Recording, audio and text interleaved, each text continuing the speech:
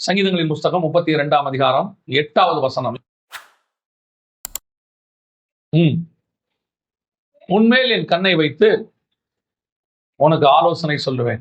வசனம் நம்ம ரொம்ப சாதாரணமா எப்பவும் வாசிக்கிற வசனம் மாதிரி தான் இருந்தாலும், இந்த வசனத்தை கொண்டு உங்களோடு கூட பேசுவதற்கு கர்த்தர் எனக்கு உணர்த்தினார்.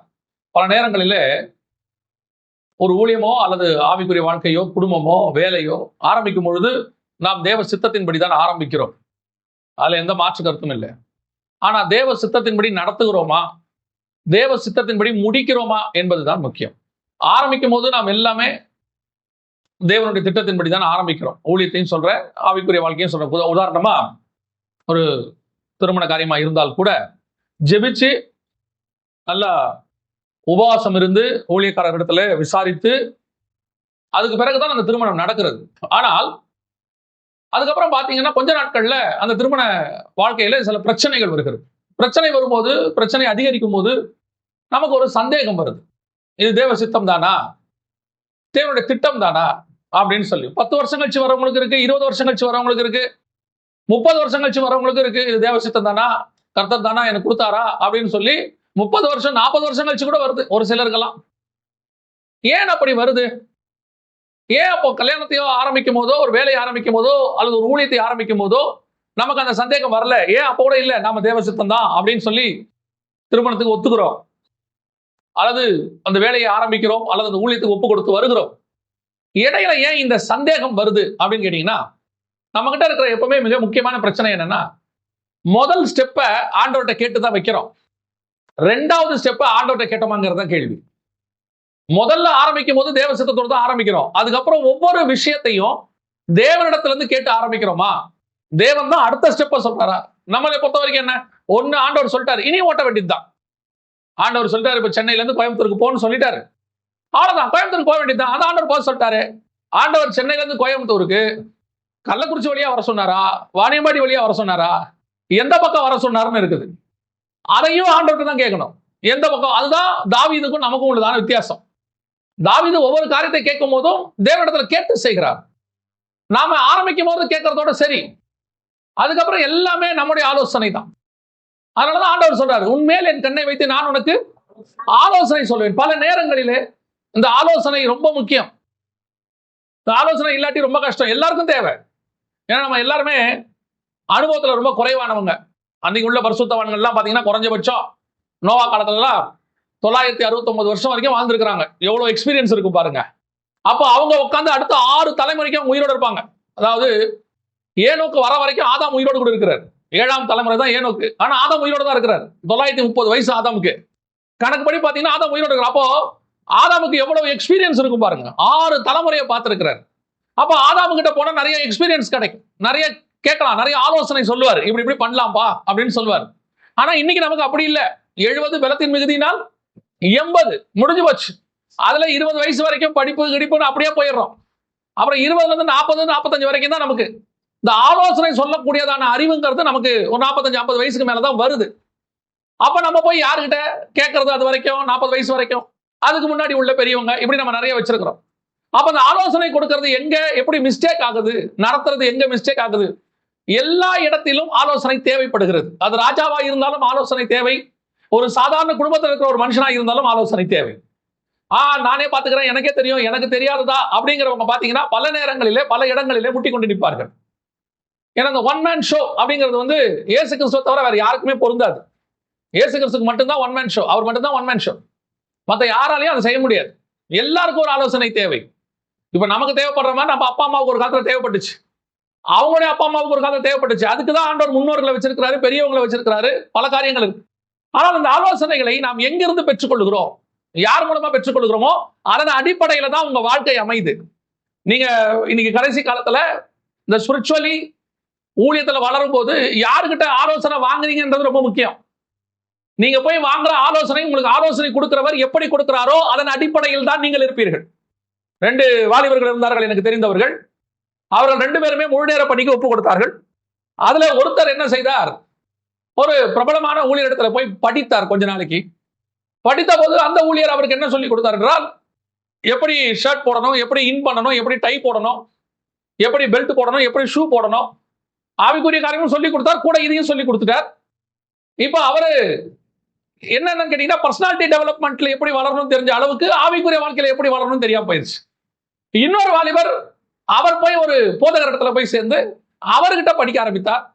அவர் இவருக்கு இந்த காரியங்கள் எதையும் சொல்லிக் கொடுக்காம முழுவதுமாக ஆவிக்குரிய காரியங்கள் மாத்திரம் சொல்லிக் கொடுத்தார். கடைசியில் பாத்தீங்கன்னு சொன்னா ஆவிக்குரிய வாழ்க்கையில வளர்ந்தவர் வெளிப்பிரகாரமாய் வளர்வதை விட ஆவியில வளர்ந்துட்டார். வெளிப்பிரகாரமாய் அவர் செய்ய வேண்டியதை ஆவியானவர் சொல்லி கொடுத்துட்டார். ஆலோசனை ஆவியானவர் கொடுத்துட்டார். இப்ப இங்கதான் பிரச்சனை இருக்குது. யார் உங்களுக்கு ஆலோசனை கொடுக்கிறார்களோ அதன் அடிப்படையில் தான் நீங்கள் வளருவீர்கள். உங்களுக்கு ஒருத்தர் ப்ராஸ்பரிட்டி சொல்லி கொடுக்கிறானா நீங்க ப்ராஸ்பரிட்டி செழிப்பட வளருவீர்கள். உங்களுக்கு ஒருத்தர் சத்தியத்தை சொல்லி கொடுத்தா நீங்கள் சத்தியத்தை வளருவீர்கள். ஆலோசனை எங்கே கிடைக்கிறது? அதனாலதான் நாங்க எப்பவும் சொல்லுவோம், ஆவிக்குரிய வாழ்க்கைக்கு வந்த பிறகு ஊழியத்தின் பாதைக்கு வருவதற்கு முன்பாக ஒரு ஊழிய காரணத்தில் அடங்கி இருந்து வருவது என்பது மிக முக்கியம். இன்னைக்கு 3 வருஷம் படிச்சு முடிச்சாச்சுன்னா ஊழியக்காரர் ஆயிரலாம்னு நினைக்கிறாங்க. படிச்சு முடிச்சா ஊழியக்காரர் படிக்கிறது நல்லது, நான் வேணாம் சொல்லல. நான் சொல்றது பைபிள் காலேஜ், படிக்கிறது வேணாம் சொல்லல. படித்தாலும் ஒரு நல்ல சத்தியத்தில் இருக்கிற ஆவிக்குரிய ஊழிய காரணத்தில் அடங்கி இருப்பது மிகுந்த நல்லது. நீங்க 3 வருஷம் படிக்கிறதுக்கும் அந்த ஊழியக்காரன் கையில 3 வருஷம் அடங்கி இருப்பதுக்கு 30 வருஷத்துக்கு சமம். அது அந்த ஊழியக்காரன் போடுகிற விதை, அந்த ஊழியக்காரன் சொல்லிக் கொடுக்கிற சத்தியம், அவர் மூலமாக நீங்கள் அவருடைய பிராக்டிக்கல் லைஃப்ல அவர்கிட்ட இருந்து கத்துக்கிறது, அதெல்லாம் அவருடைய அடுத்த 30 வருஷத்துக்கு பிரயோஜனமாக இருக்கும். இயேசு கிறிஸ்துவிட்ட 3 வருஷம் தங்கி இருந்தார்கள் அப்போஸ்தலர்கள். அந்த 3 வருஷம் அவர்கள் தங்கி இருந்தது சாகிற வரைக்கும் அவர்களுக்கு அது பிரயோஜனமாக இருந்துச்சு. அதைத்தான் சொல்றேன், எங்கே இருக்கிறீர்கள், யாரிடத்துல இருந்து ஆலோசனை பெறுகிறீர்கள் என்பதுதான் முக்கியம். வேதாகமத்திலே இந்த ஆலோசனை கொடுக்கக்கூடியதான நிலையிலே 3 முக்கியமான காரியத்தை நாம் இன்னைக்கு பார்க்க போகிறோம். முதலாவதாக நமக்கு ஆலோசனை கொடுக்கிறவர்கள் யார் அப்படின்னு பாத்தீங்கன்னா, வாசிங்க 1 நாளாகமத்தின் புஸ்தகம் 27ஆம் அதிகாரம் 33வது வசனத்தை வாசி. அகிதோப்பேல் ராஜாவுக்கு ஆலோசனைக்காரனாக இருந்தான். அகிதோப்பேல் ராஜாவுக்கு ஆலோசனைக்காரனாக இருந்தான். எந்த ராஜா தெரியுமா? தாவீது ராஜாவுக்கு. தாவீது யாரு? தேவனிடத்தில் போய் ஆலோசனை கேட்கிறவன். அப்படியாப்பட்ட தாவீதுக்கு ஆலோசனை சொல்வதற்கு ஒருத்தன் இருந்தான். அவன் பேர் என்னது? அகிதோப்பேல். அகிதோப்பேல் ஆலோசனை எப்படிப்பட்டதா இருக்குமா தெரியுமா? வாசிங்க 2 சாமுவேலின் புஸ்தகம் 16ஆம் அதிகாரம் 23வது வசனத்தை வாசி.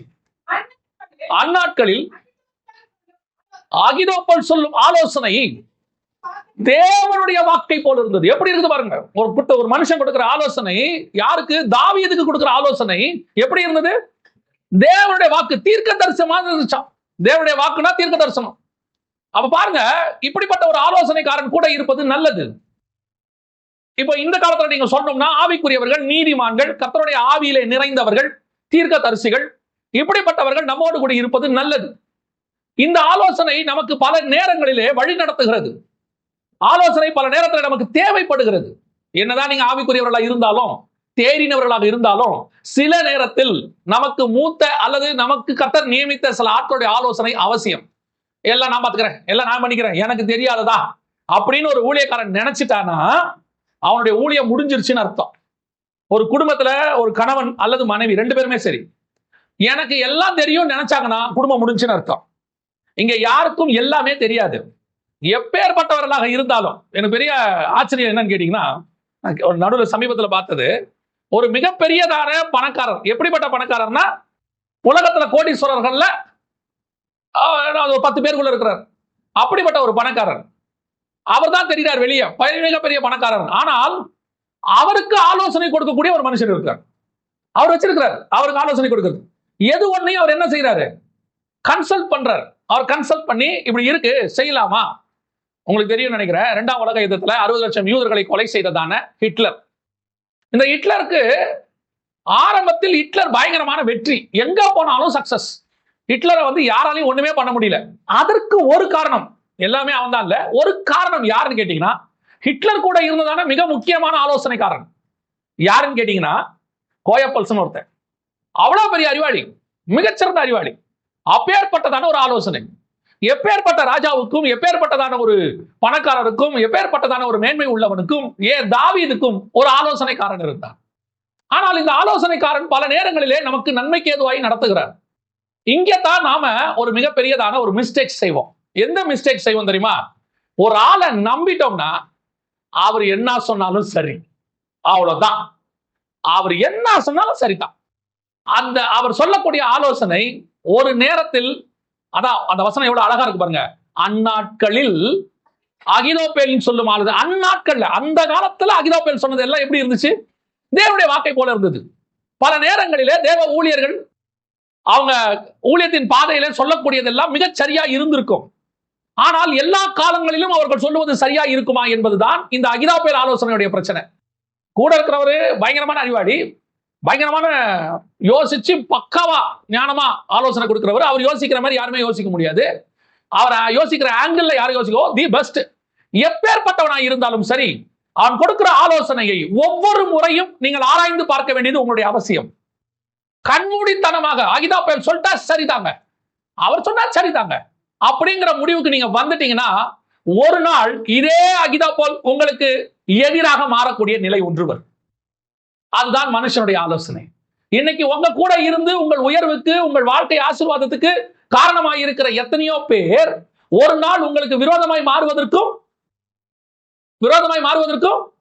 வாய்ப்பு இருக்கிறது. வாசிங்க 2 சாமுவேல் புத்தகம் 17ஆம் அதிகாரம் 21வது வசனத்தை வாசிங்க. தாவீது ராஜாவுக்கு அறிவித்து தாவீதை நோக்கி, கடந்து போங்கள், இன்னபடி அகிதோப்பேல் உங்களுக்கு விரோதமாக. இதே அகிதோப்பேல் தான் ஒரு நாள் தாவீதுக்கு தேவனுடைய வாக்கை போல இருந்தது. இதே அகிதோப்பேல் தான் ஆலோசனை சொன்னக்கூடிய வாக்கு எப்படி இருந்தது? தேவனுடைய வாக்கை போல இருந்தது. இதே அகிதோப்பேல் ஒரு நாள் அப்சலோமோடு கூட சேர்ந்து கொண்டான். இதே அகிதோப்பேல் ஒரு நாள் தாவீதுக்கு விரோதமாய் மாறி போனான்.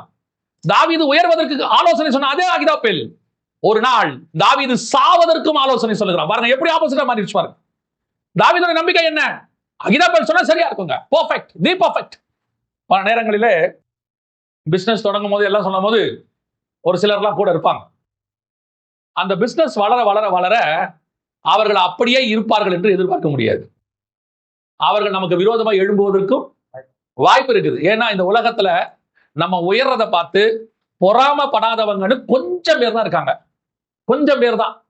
அந்த கொஞ்சம் பேரை கண்டுபிடிக்கிறது ரொம்ப கஷ்டம்.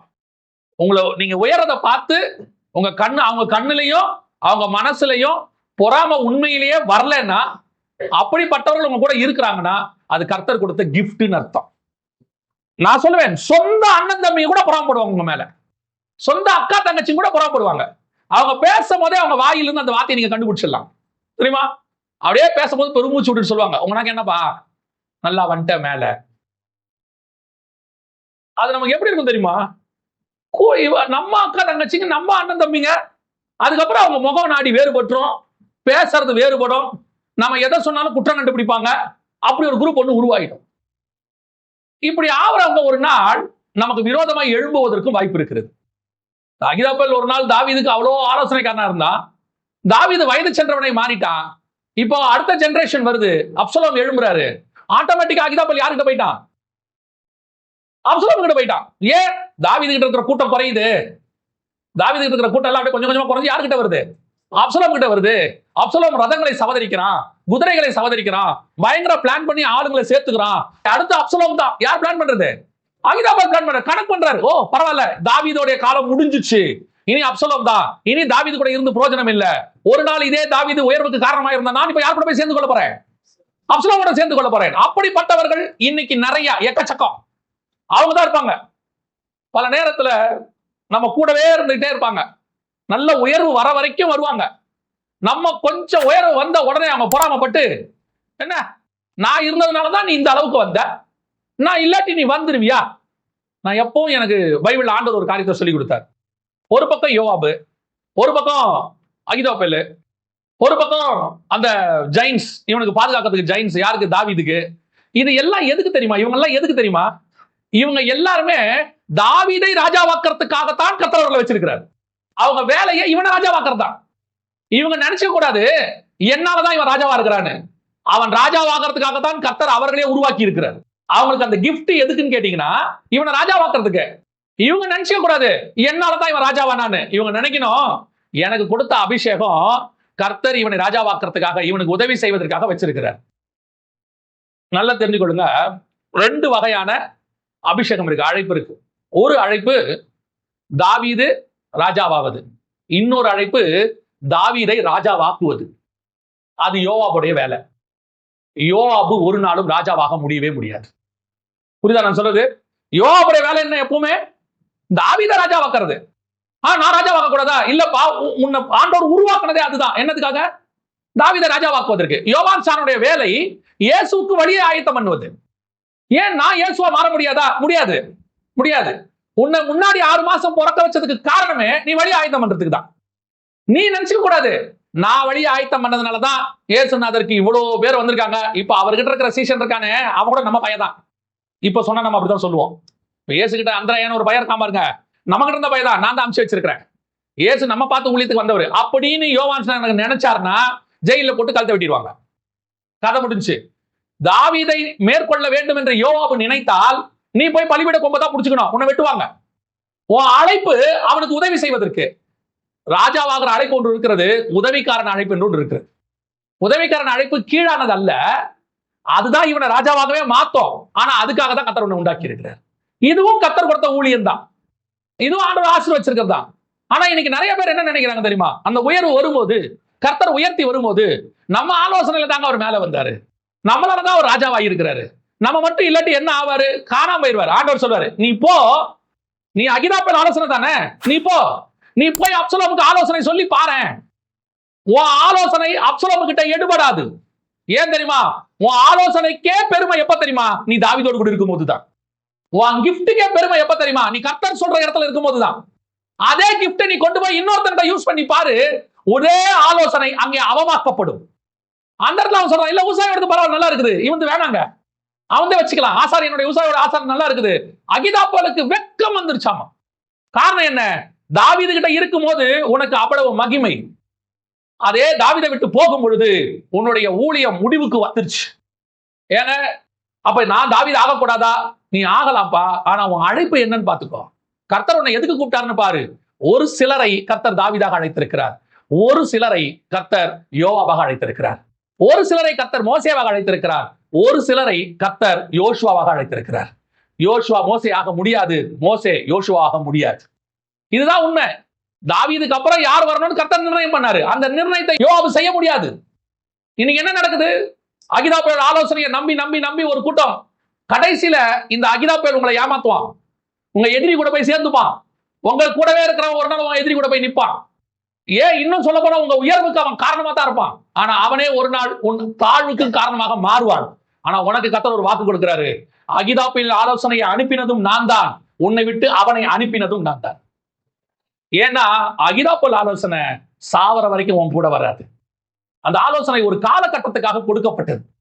நம்ம ஒரு காரியத்தை நல்லா புரிஞ்சுக்கணுங்க ஆவிக்குரிய வாழ்க்கையில. இதெல்லாம் ஆவிக்குரிய வாழ்க்கையில் இருக்கக்கூடியதான சில விஷயம்.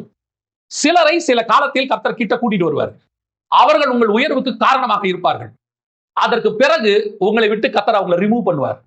நீங்க அந்த ரிமூவ் பண்றதுக்கு கண்டிப்பாக விட்டு கொடுக்கணும். அதுக்கப்புறம் அகிதாப்பேல் உங்க கூட இருந்தா உங்களை க்ளோஸ் பண்ணிடுவான். அவனை கர்த்தர் அப்சலோம் கூட அனுப்பிடுவார். ஏன்? அப்சலோம் சாகும் போது அகிதாப்பேலும் சாவான், எல்லாரும் செத்து போயிடுவாங்க. கர்த்தர் உனக்கு கொடுக்கிற ஆலோசனை ஒன்று என்னவென்று சொன்னால், உனக்கு சில மனுஷர்களை நான் தருவேன், அவர்கள் வருவார்கள், உனக்கு உதவி செய்வார்கள், ஆலோசனை கொடுப்பார்கள், உனக்கு உயர்வுக்கு காரணமாக இருப்பார்கள். ஒரு நாள் அவர்களே உனக்கு விரோதமாகி எழும்புவார்கள்.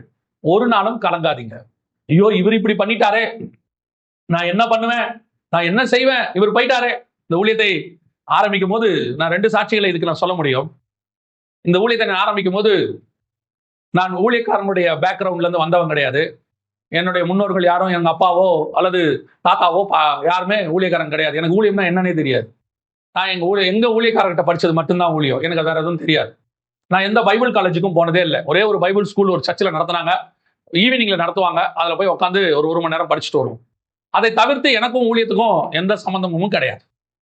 திடீர்னு ஆண்டவர் இந்த ஊழியத்துக்கு அழைத்த போது இந்த ஊழியத்துக்கு வர சொன்னார். வரும்போது பலதரப்பட்ட ஆலோசனைகள், எந்த ஆலோசனையும் தள்ளுவதற்கு அல்ல, எல்லாமே வேல்யூபிள்.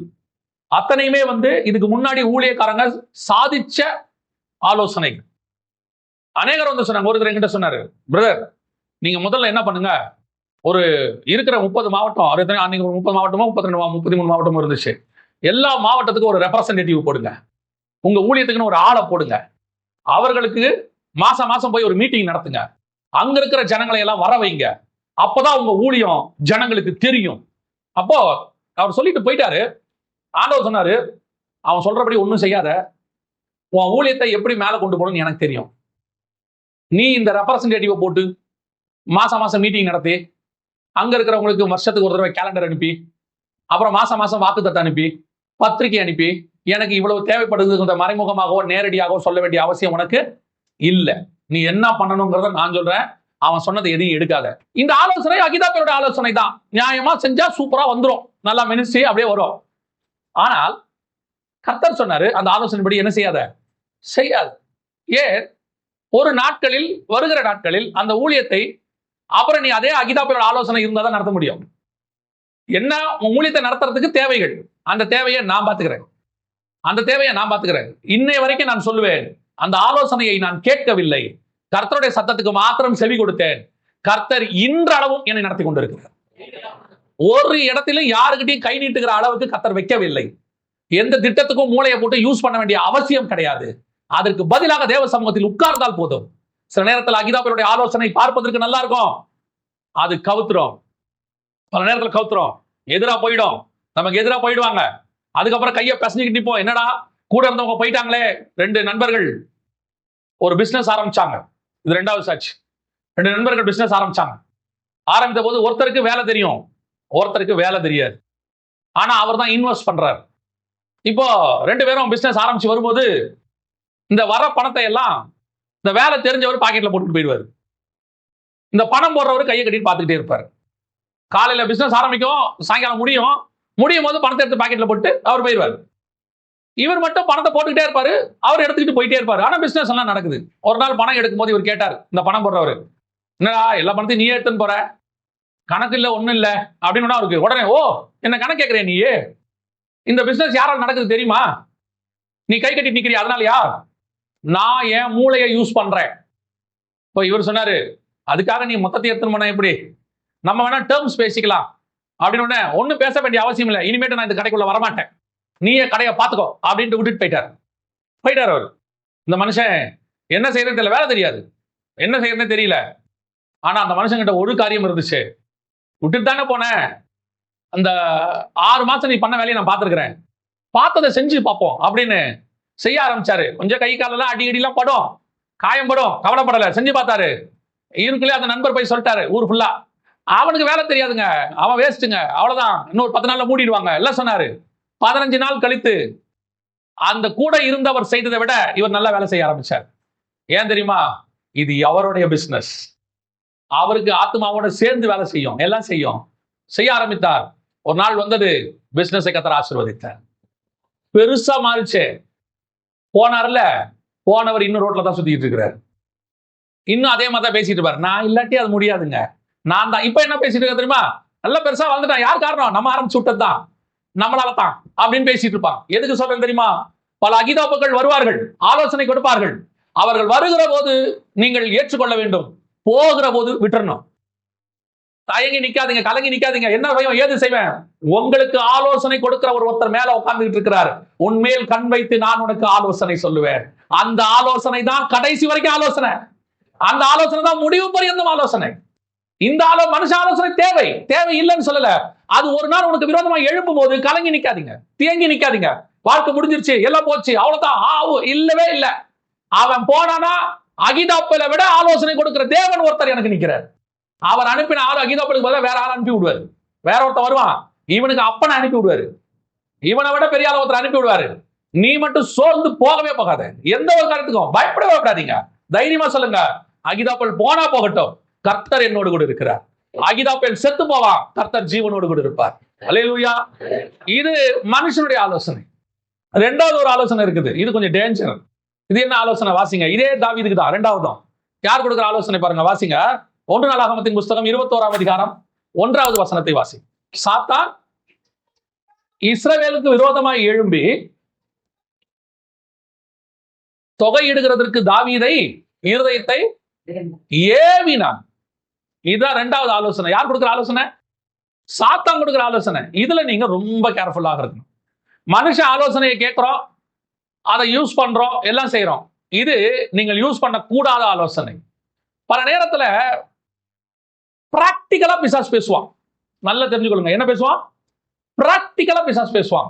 இந்த பிராக்டிக்கலா பேசுறதுக்கும் கர்த்தர் பேசுறதுக்கும் வித்தியாசம் இருக்குது. இப்ப தாவீது ஜனங்களை கணக்கு பார்த்தது, தொகை பார்த்தது உலக பிரகாரமாக தப்பா சரியா? உலக பிரகாரமாக சரி. ஒரு நாடு என்ன செய்யும்? பாப்புலேஷன் கணக்க பார்க்கும், எவ்வளவு பேர் இருக்கிறாங்க, அதுக்கு பல வாரியான கணக்கெடுப்பு இருக்குது. நமக்கு அந்த வாரியான கணக்கெடுப்பே கிடையாது, நமக்கு ஒரே வாரியான கணக்கெடுப்பு தான். சரியா?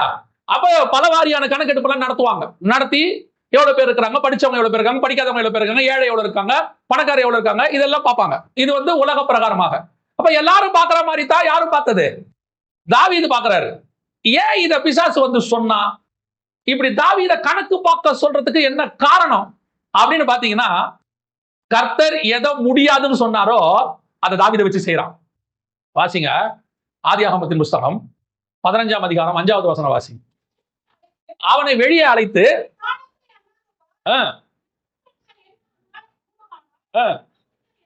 என்ன என்று சொல்லி, அப்ப இஸ்ரவேல் சந்ததி எப்படி இருக்கும்? எண்ண முடியாத நட்சத்திரத்தை போல இருக்கும். உன்னால என்ன முடியுமா அப்படின்னு கர்த்தர் கேட்கிறார் ஆபிரகாமை பார்த்து. உன்னால் என்ன கூடுமானால் அதை என்ன. இன்னும் கூட வாசிங்க 22ஆம் அதிகாரம் 17ஆம் வசனம் வாசிங்க. நான் உன்னை ஆசீர்வதிக்கவே ஆசீர்வதித்து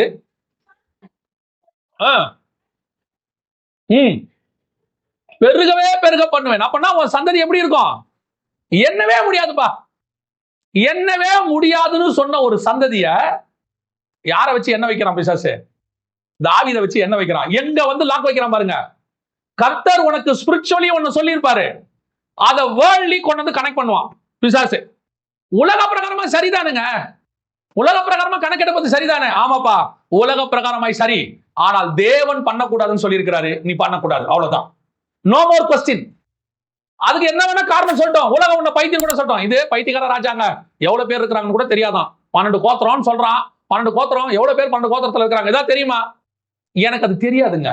ஏன் ராஜா நீங்க எண்ணலையா? இல்ல, எங்க கர்த்தர் எண்ண முடியாது. அவரு ஆபிரகாமுக்கு சொன்னாரு, சொல்லி 1000 வருஷம் ஆயிடுச்சு ராஜா, நீங்க என்னங்க. பிசாசு ஏவா யாரையாவது விட்டு ஆலோசனை கொடுப்பான். சில காரியத்தை கர்த்தர் உங்ககிட்ட செய்ய வேணாம்னு சொல்லி இருப்பாரு, நீங்க செய்யக்கூடாது, அவ்வளவுதான். எல்லாரும் செய்யறான், அவன் செய்வான், நீ செய்யக்கூடாது, அவ்வளவுதான், வேலை முடிஞ்சு. ஏன்னா எல்லாரும் செய்யறது கரெக்ட், அவங்க செய்யறது கரெக்ட்பா, அது அவங்க இஷ்டம். உன்னை கர்த்தர் செய்யக்கூடாதுன்னு சொன்னாரா? செய்யக்கூடாது. பழம் சாப்பிடக்கூடாதுன்னு சொன்னாரா? ஆமா, சாப்பிடக்கூடாது. ஏன் சாப்பிடக்கூடாது சொன்னாரு? அதை சாப்பிட்டோம்னா நம்ம செத்துருவோமா? இல்ல நீ சாகவே மாட்டேன் பிசாசு சொல்லுவான். அதெல்லாம் நீ சாக மாட்டேன், தைரியமா சாப்பிடு. நான் சாவரனோ இல்லையோ அது எனக்கு முக்கியம் இல்லை, என்ன சாப்பிடக்கூடாதுன்னு ஒருத்தர் சொல்லி இருக்கிறாரு, நான் சாப்பிட மாட்டேன், அவ்வளவுதான். ஏன் சாப்பிட பயப்படுற? நீ தான் சாப்பிட மாட்டியா? நான் செத்தாலும் பரவாயில்லையா, சாப்பிட மாட்டேன். ஏன் அப்படி சொல்ற? இங்க பிரச்சனை சாவறதா சாவறது இல்லையாங்கிறது இல்ல, அவர் சொல்றதை செய்யறதா மீறதாங்கிறது தான். இதுதான் நமக்கு இருக்கணும். பல நேரத்துல கர்த்தர் உங்களுக்கு சில காரியங்களை சொல்லி இருக்கும் பொழுது அந்த காரியத்தை அப்படியே கேளுங்க, அப்படியே கீழ்ப்படிங்க.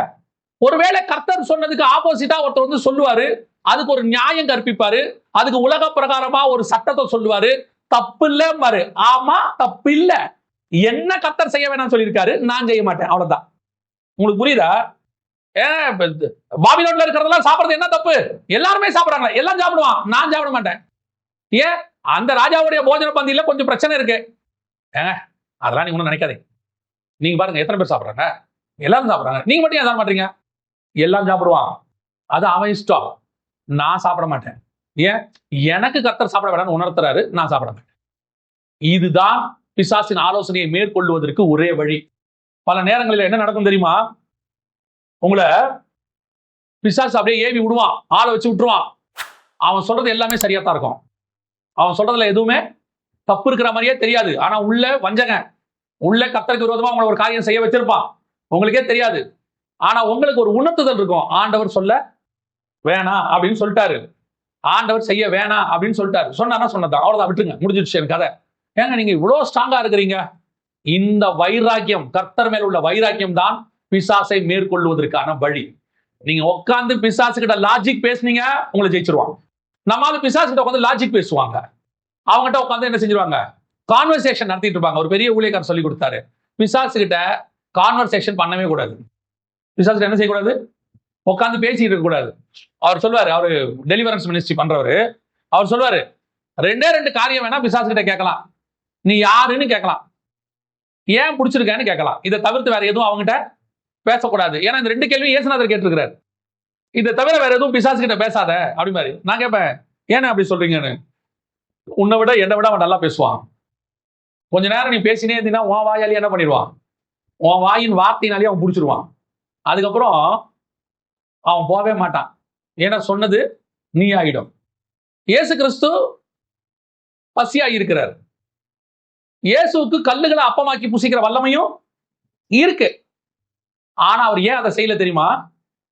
சொன்னது யாரு? பிசாசு. அவன் சொல்லிட்டான் கல்லுகளை அப்பமாக்கி புசியும். அதை செஞ்சுட்டாருன்னா அவர் யார் வார்த்தைக்கு கீழ்படிஞ்சதா அர்த்தம்? பிசாசு வார்த்தை கீழ்படிஞ்ச அர்த்தம். பல நேரங்களில பிசாசு இப்படித்தான் உங்களை சோதிப்பான், உங்களை இப்படித்தான் ஏவுவான், இப்படித்தான் ஆலோசனை கொடுப்பான். அவன் என்ன சொல்லுவான் தெரியுமா?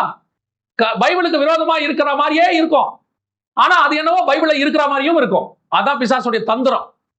பிசாசுடைய ஆலோசனைகளுக்கு எப்பொழுதும் உடன்படாது இருங்கள்.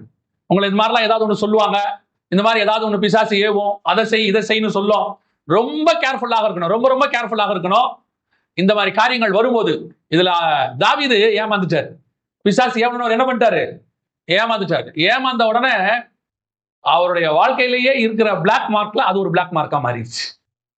பல ஆயிரம் பேர் அதனால செத்து போனார். அதுதான் நம்ம ஆவிக்குரிய வாழ்க்கையில நடக்கும். பிசாசு சில நேரத்தில் ஆலோசனை கொடுப்பான். அந்த ஆலோசனைக்கு ஒரு நாள் என்ன செய்யக்கூடாது? கீழ்படியக்கூடாது. என் நண்பர் ஒருத்தர் பெரிய கடை வாடகைக்கு விட போனாரு. வாடகைக்கு விடும்போது அவருக்கு ஒரு வைராக்கியம். காரணம், அந்த கடையை கர்த்தர் கொடுத்தது அவருக்கு. அந்த கடையை வாடகைக்கு விட்டா அந்த கடையில எந்த விதமான விக்கிரக வழிபாடு நடக்கக்கூடாதுன்னு அவருக்கு ஒரு வைராக்கியம். ஆனா வர்றதெல்லாம் யார் வர்றா? விக்கிரக வழிபாடு, யாகம் நடத்துறவங்க, இந்த மாதிரிதான் வர்றாங்க. அப்போ ஒரு சிலர் ஆலோசனை கொடுக்குறாங்க. அவங்க நடத்திட்டு போட்டோம். அதோட அர்த்தம் என்ன தெரியுமா? மேல இவர் ஆபீஸ் இருக்கு, கீழே அவன் வந்துட்டானா கொஞ்சம் கொஞ்சமா இவருக்கு விரோதமா செயல்படுறதுக்கான வழி. ஆனா கர்த்தர் அவருக்கு வைராக்கியத்தை கொடுத்தார். அவர் சொன்னாரு, என்னுடைய இடம் காலியா இருந்தாலும் பரவாயில்ல, என்னுடைய இடம் ஆட்கள் வராம பூட்டி கிடந்தாலும் பரவாயில்ல, ஒரு நாளும் விக்கிரகத்துக்கு நான் உள்ள இடம் கொடுக்க மாட்டேன். அல்லேலூயா. இப்படிதான் பிசாசு ஆலோசனை கொடுப்பான். நீங்க செய்ய வேணாங்க, அவங்க செஞ்சுட்டு போவாங்க. நீங்க சும்மா கண்ணை மூடிட்டு ஓரமா நின்றுட்டீங்கன்னா போதும், அவங்க செஞ்சுட்டு போயிடுவாங்க. சொல்லணும் முடியாது, இது என்னுடையது. அப்படிலாம் பாத்தீங்கன்னா ஆளே கிடைக்காது. பரவாயில்ல, கிடைக்கட்டியும் பரவாயில்ல, அது சும்மா இருந்தாலும் பரவாயில்ல. ஆனா அதுக்கு ஏற்ற ஆட்களை கர்த்தர் கொண்டு வருவார். அதுக்கேற்ற மாதிரி கர்த்தர் செய்வார். பல நேரங்களில் பிசாசு ஏவுகிற ஏவனிக்கு என்ன செய்யக்கூடாது? இடம் கொடுக்கும். கடைசியாய் ஒரு ஆலோசனை இருக்கு, அதை மாத்திரம் சொல்லிட்டு நான் முடிக்கிறேன். வாசிங்க ஏசாயா தீர்க்கதரிசன புஸ்தகம் 9ஆம் அதிகாரம் 6வது வசனம் வாசிங்க. அவர் நாமம் அதிசயமானவர் இல்ல. அதோட அர்த்தம் என்ன தெரியுமா? எப்படி இருக்கும் தெரியுமா? நீங்க அந்த நாமத்தை எல்லாத்தையும் பாருங்க, இது மட்டும் தனியா இருக்கும். அதிசயமானவர், ஆலோசனை கர்த்தர், வல்லமை உள்ள தேவன், நித்திய பிதா, சமாதான பிரபு. இந்த ஒவ்வொன்றுத்துக்கும் ஒரு முன்னாடி பாத்தீங்கன்னா ஒரு பட்டப்பேர் இருக்கும். வல்லமை உள்ள தேவன், அப்புறம் நித்திய பிதா, அடுத்து சமாதான பிரபு. ஆனா அதுக்கு முன்னாடி மட்டும் என்ன இருக்குது? அதிசயமானவர் அல்ல. அது எப்படி இருக்கு இங்கிலீஷ்ல கேட்டீங்கன்னா வண்டர்ஃபுல் கவுன்சிலர். அதோட அர்த்தம் என்னன்னா அதிசயமான ஆலோசனை கர்த்தர். ஆலோசனை கர்த்தர் அல்ல அவரு. அவர் எப்படிப்பட்ட ஆலோசனை கர்த்தர்? அதிசயமான ஆலோசனை கர்த்தர். இப்ப சொல்லி பாருங்க, அதிசயமான ஆலோசனை கர்த்தர், வல்லமை உள்ள தேவன், நித்திய பிதா, சமாதான பிரபு. பின்னாடி உள்ளதெல்லாம் தேவனுக்கு பேரு. பிரபு, பிதா, தேவன் இப்படி இருக்கும். அதனாலதான் அதுக்கு உள்ளது ஆலோசனை கர்த்தர். எப்படிப்பட்ட ஆலோசனை கர்த்தர்? அதிசயமான ஆலோசனை கர்த்தர், வண்டர்ஃபுல் கவுன்சிலர். இப்ப நமக்கு அகிலாபேல் ஆலோசனை உண்டு, சில மனுஷங்கள் ஆலோசனை உண்டு. எதிரோ ஆலோசனை கொடுக்கிறார். யாருக்கு? மோசேக்கு எதிரோ ஆலோசனை கொடுக்கிறாரு. இப்படி மனுஷனுடைய ஆலோசனைகள் நிறைய இருக்குது. ஆனால் கர்த்தருடைய ஆலோசனை இந்த மனுஷ ஆலோசனை எல்லாத்த விட அதிசயமானது. அதனாலதான் அவருக்கு பேர் என்னது? அதிசயமான ஆலோசனை கர்த்தர். இந்த அதிசயமான ஆலோசனை என்ன தெரியுமா? மனுஷன் கொடுக்கிற ஆலோசனை மாதிரி இருக்காது, பிசாசு கொடுக்கிற ஆலோசனை மாதிரியும் இருக்காது. இது வண்டர்ஃபுல்லா இருக்கும், அதிசயமா இருக்கும். ராஜா தாவீது போய் கேட்பான், இந்த ராஜா மேல படையெடுத்து போலாமா? எப்படி போட்டோம்? எல்லா ராஜாவும் எப்படி போவான் தெரியுமா? நேரா போவான், கோட்டையை முற்றுகையிடுவான், அப்புறம் அதை சுத்தி கொத்தளம் விடுவாங்க, கடைசியா போருக்கு போவாங்க. ஆண்டவர் சொல்வாரு, அப்படிலாம் வேணாம், நீ என்ன செய்ய, பின்பக்கமா மொசக்கொட்டை பூச்சி சவுண்டு கேட்கும், செடி வழியா ஏறிப்போ.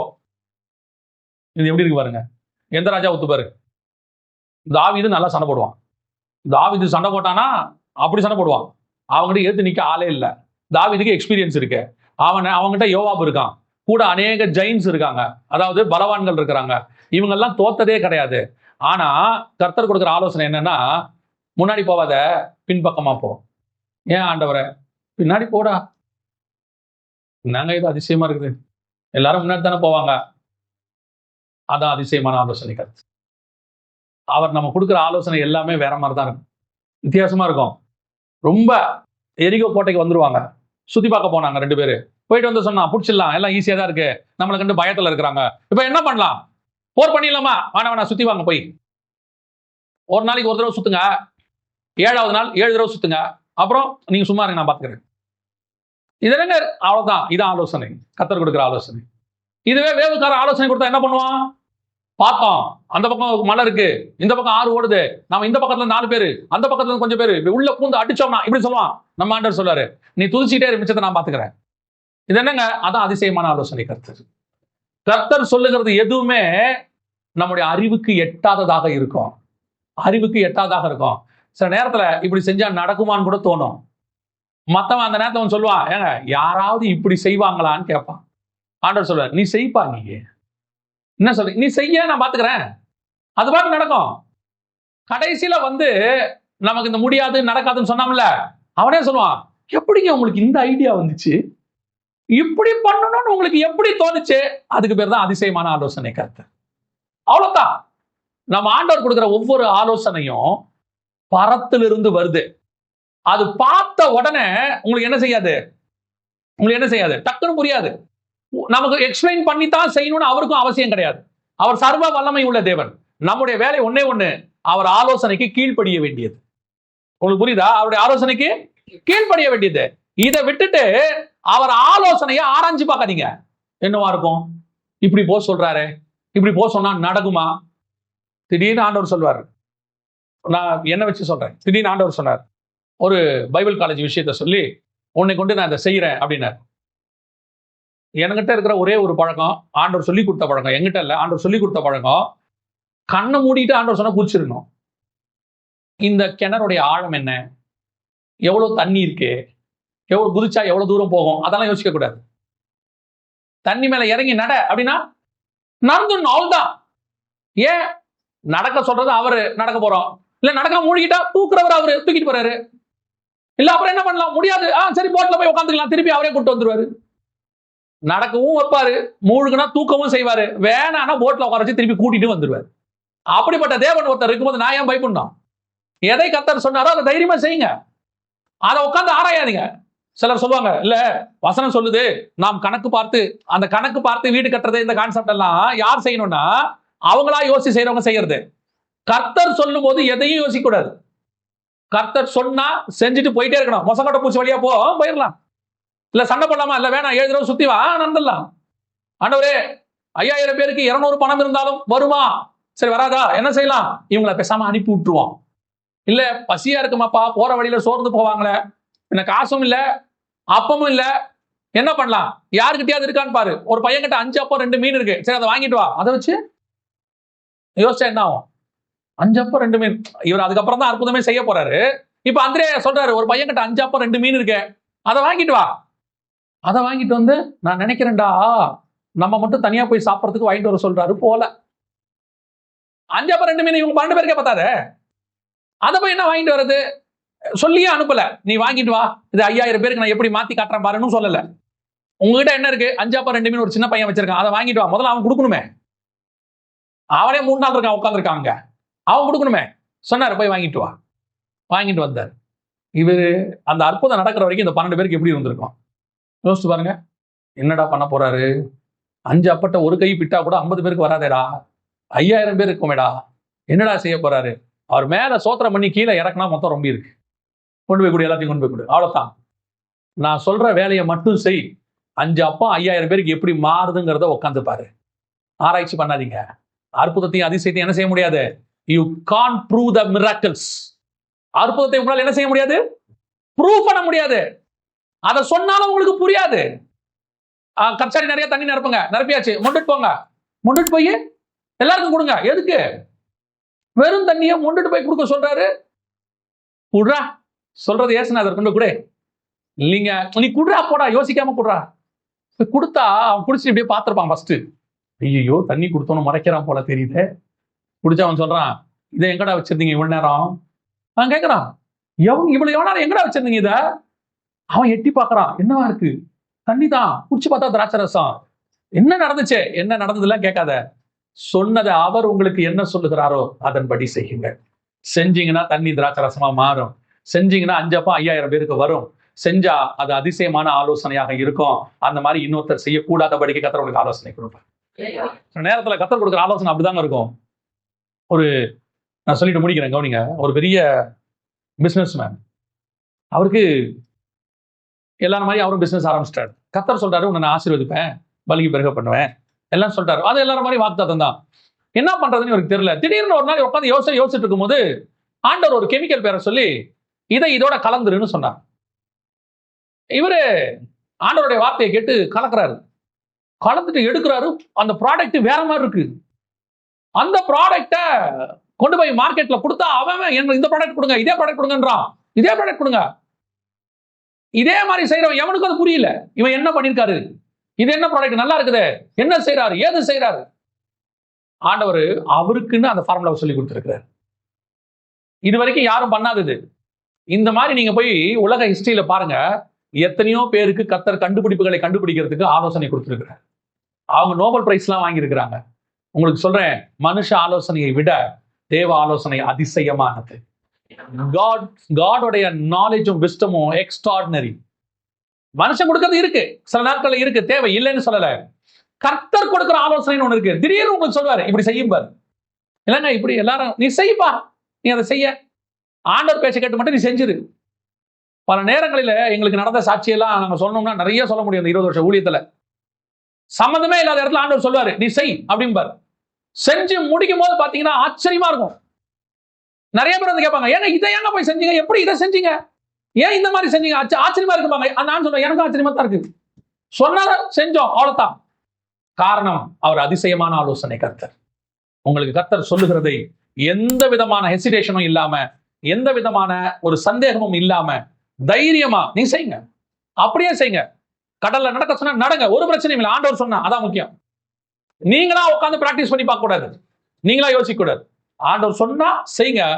அவர் அதிசயமான ஆலோசனை கர்த்தராக இருக்கிறார். அல்லேலூயா. நம்ம ஜெபம் பண்ண போகிறோம். கர்த்தர் நம்முடைய ஆவிக்குரிய வாழ்க்கையிலும் சரி, நம்முடைய உலக பிரகாரமாயும் சரி, அது மட்டுமல்ல உங்களுடைய பிசினஸ்லயும் சரி, எல்லாவற்றிலும் ஆண்டவருடைய ஆலோசனை அதிசயமா இருக்கும். அதிசயமா இருந்தா மட்டும்தான் அது உங்களை உயர்வுக்கு நேராக கொண்டு போகும். அந்த ஆலோசனையே வித்தியாசமா இருக்கும். நம்ம ஜெபிக்கலாமா? எல்லா கண்களை மூடுவோம். ஒருவேளை உங்களோடு கூட இருந்த அகிதாக்கள் அநேகர் உங்களை விட்டு போயிருக்கலாம். அவர்கள் இதுவரைக்கும் உங்களுக்கு ஆலோசனை கொடுத்தவர்களா இருக்கலாம். இன்னும் சொல்ல போனால் ஆவிக்குரிய வாழ்க்கைக்கு, பிசினஸ்க்கு, குடும்பத்துக்கு பிரயோஜனம் உள்ளவர்களா இருந்திருக்கலாம். திடீர்னு அவங்க ஆலோசனை நின்று போயிருக்கும். சில நேரத்தில் அந்த ஆலோசனை உங்களுடைய எதிராளி கூட போய் சேர்ந்திருக்கும். உங்களுக்கு விரோதமா செயல்படும். உங்களை ஒழிச்சு கட்டணும்னு முடிவெடுப்பாங்க, எல்லாம் செய்வாங்க. ஆனா கர்த்தர் சொல்றாரு, கவலைப்படாத, உன்மேல் கண் வைத்து உனக்கு ஆலோசனை சொல்வதற்கு நான் இருக்கிறேன். உனக்கு விரோதமாய் ஆலோசனை சொல்லுகிற அகிதாக்கள் நாண்டு கொண்டு செத்தான். தாவீதோ பூரண வயது சென்றவனாய் கர்த்தருடைய ராஜ்யத்திலே அடக்கம் பண்ணப்பட்டான். உனக்கு விரோதமாய் செயல்படுகிற யோவாபுகள், உனக்கு விரோதமாய் ஆலோசனை பண்ணின யோவாபுகள், அப்சலோமுகள் இல்லாமல் போவார்கள். ஆனால் கர்த்தரோ உன்னோடு கூட இருந்து உண்மையில் கண் வைத்து உனக்கு ஆலோசனை சொல்லுவார். நீங்க நிறைய பேர் படிச்சவங்க, ரொம்ப அறிவாளிங்க உன் கூட இல்லையே நீ வருத்தப்படாது. அவர் இருந்தா நல்லா இருக்குமே அப்படின்னு நினைக்காத. சிலர் காலத்தின் கட்டாயம் எத்தனையோ பேர் இந்த பூமியை விட்டு கடந்து போக வேண்டி இருக்கிறது. யாருமே நித்தியமா நிரந்தரமா நம்ம கூட இந்த பூமியில இருக்கவே முடியாது. நமக்கு உதவி செஞ்சவங்க தான், ஆலோசனை கொடுத்தவங்க தான், அவங்க காலம் முடிஞ்சவொடனே அவங்க போயிட்டாங்க. ஆனா உங்களுக்கும் எனக்கும் நித்தியமா நிரந்தரமா ஆலோசனை கொடுக்கிறவர் ஒருவர் இருக்கிறார். அவர்தான் அதிசயமான ஆலோசனை கர்த்தர். மனுஷ ஆலோசனைக்கும் அவர் ஆலோசனைக்கும் நிறைய வித்தியாசம் இருக்கு. அவர் நடத்துகிற விதம் வித்தியாசமா இருக்கு. அவர் ஆலோசனையின்படி நடந்தால் முடிவு ஜெயம்தான், முடிவு வெற்றி தான், முடிவு ஆசீர்வாதம் தான். அவர் ஆலோசனையில நஷ்டம் கிடையாது, அவர் ஆலோசனையில தோல்வி கிடையாது. ஆண்டவர் சொன்னதை செய்யாம போய் நஷ்டம் அடைஞ்சவங்க தான் பைபிள்ல இருக்கிறாங்க. ஆண்டவர் சொன்னதை அப்படியே செஞ்சு நஷ்டம் அடைந்தவங்கன்னு ஒருத்தர் கூட இல்லை. ஒருவேளை ஆண்டவர் சொன்னது உங்க பார்வைக்கு, உங்க எண்ணத்துக்கு, உங்க அனுபவத்துக்கு எப்படிங்க முடியும், இதெல்லாம் சாத்தியம் இல்லைங்க அப்படின்னு நினைக்கிற மாதிரி இருக்கும். சொன்னது கர்த்தர், தைரியமா செய்யுங்க. சொன்னது கர்த்தர், அவர் சொன்னபடியே செய்யுங்க. உன்னை நடத்துகிறவர் ஒருவர் இருக்கிறார். அவர் முடிவு பரியந்தம் நடத்துவார். அவர் உண்மையில் கண் வைத்து உனக்கு ஆலோசனை சொல்லுகிறார். அவர் உங்களுக்கு முன்பாக கடந்து போகிறார். அவர் எல்லாத்தையும் முன்னாடி பார்த்துட்டாரு. அதனாலதான் அந்த ஆலோசனையை கொடுத்தார். அவர் தெரிஞ்சுதான் சொல்றாரு. பவுலுக்கு விரோதமாய் யூதர்கள் எழும்பி கிரியை செய்கிறார்கள் அறிஞ்சு முன்பதாகவே கர்த்தர் அவனுக்கு ஆலோசனை கொடுக்கிறார், நீ தப்பிச்சு போன்னு சொல்லி. இல்ல முடியாதுன்னு பவுல் சொல்லி இருந்தானா? அந்த ஆலோசனையை அவமாக்கி இருந்தானா? கர்த்தர் சொன்னபடி கேட்காம போயிருந்தானா? அவன் இவ்வளவு பெரிய ஊழியத்தை செஞ்சிருக்க முடியாது. சில நேரத்துல கர்த்தர் எது சொன்னாலும் கேளுங்க, எப்படி செய்ய சொன்னாலும் செய்யுங்க. அவருடைய ஆலோசனைக்கு பின்னால் நிச்சயமாய் ஆசீர்வாதம் தான் உண்டு. அது ஒரு நாளும் உங்களை தீங்குக்குள்ளே நடத்தாது. நம் கண்கள் காணும்படி அது இல்லாமல் போகலாம். நம் அறிவுக்கு அது எட்டாததாக இருக்கலாம். ஒருவேளை இதுக்கு முன்னாடி அப்படி நடக்காம கூட இருக்கலாம். ஏன்? கர்த்தர் உங்கள் மூலமா புதுசா ஒரு காரியத்தை செய்யக்கூட வல்லமை உள்ளவராக இருக்கிறார். எல்லாரும் சொல்லுவாங்க, இது வரைக்கும் அப்படி நடந்ததே இல்லையே அப்படிம்பாங்க. நீங்க பயந்துராதீங்க. ஆண்டவர் சொல்றாரு, நான் உன்னை கொண்டு செய்கிற காரியம் புதுதாக இருக்கும். இதோ புதிய காரியத்தை நான் செய்ய போறேன். அது மற்றவங்க யாரும் செய்யாதது, ஆனா உன்னை கொண்டு நான் செய்வேன். ஜோமனோமா, ஒப்பு கொடுப்போமா? ஆண்டவரே, நீர் என்மேல் கண் வைத்த ஆலோசனை சொல்லுங்கப்பா. ஆயுதாப்புகள் போனா போகட்டும் ஆண்டவரே. நாங்க ஒரு நாளும் பிசாசின் ஆலோசனைகளுக்கு கீழ்பட்டிடக்கூடாது ஆண்டவரே. உம்முடைய வார்த்தைக்கு நாங்க கீழ்பட்டிருக்கணும்பா. ஒப்பு கொடுத்து ஜெபம் பண்ணுவோமா? சர்வ வல்லமை உள்ள எங்கள் தகப்பனே, இந்த மத்தியான வேலைக்காய் உமக்கு ஸ்தோத்திரம், கிருபை உள்ள கரத்துல தாழ்த்துகிறோம்.